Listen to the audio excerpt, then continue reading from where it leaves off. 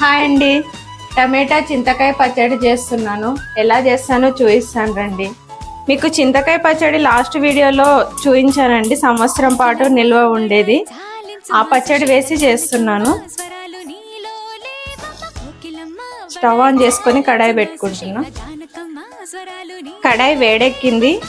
ఇప్పుడు పచ్చిమిర్చి వేసుకుందాం. ఆయిల్ ఏమి వేయట్లేదండి, తర్వాత వేసుకుందాం.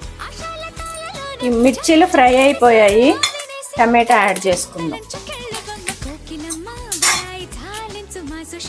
ఇప్పుడు ఆయిల్ యాడ్ చేసుకుందాం.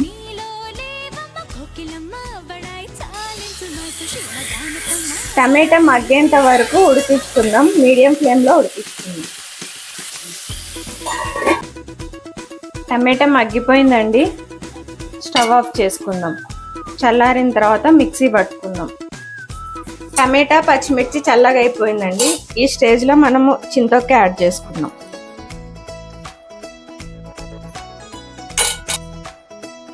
ఈ చింతొక్కు 1-2 ఇయర్స్ అయినా నిల్వ ఉంటుంది.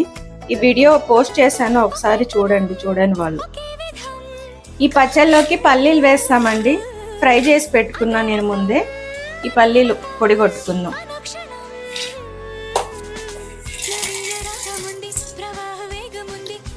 సాల్ట్ యాడ్ చేసుకుందామండి. చింతొక్కులో ఆల్రెడీ సాల్ట్ ఉంటుంది.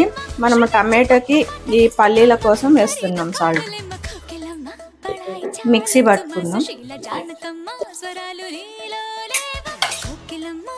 ఇప్పుడు టమాటా ఈ చింతొక్కు పేస్ట్ ఇందులో యాడ్ చేసుకొని మిక్సీ పట్టుకుందాం. పచ్చడి రెడీ అయిపోయిందండి. బౌల్లోకి తీసుకుందాం. చాలా బాగుంటుందండి. 1 వీక్ అయినా నిల్వ ఉంటుంది. టేస్టీ చింతకాయ టమాటా పచ్చడి రెడీ అండి. ఎలా ఉందో టేస్ట్ చేసి చూద్దాం. ఇలా వేడి అన్నంలో కొద్దిగా నెయ్యి వేసుకొని ఈ చింతకాయ పచ్చడి వేసుకొని తింటే సూపర్ ఉంటుంది.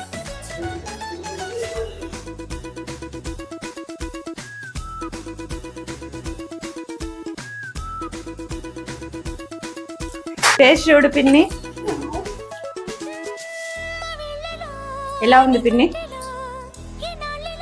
సూపర్ ఉంది. ఉప్పు అన్ని సరిపోయా? నేను కూడా టేస్ట్ చేస్తాను.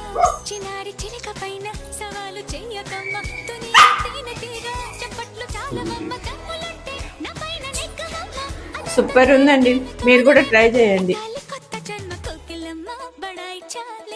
సుశీల జానకమ్మ స్వరాలు నీలో లేవమ్మ కోకిలమ్మ బడాయి చాలి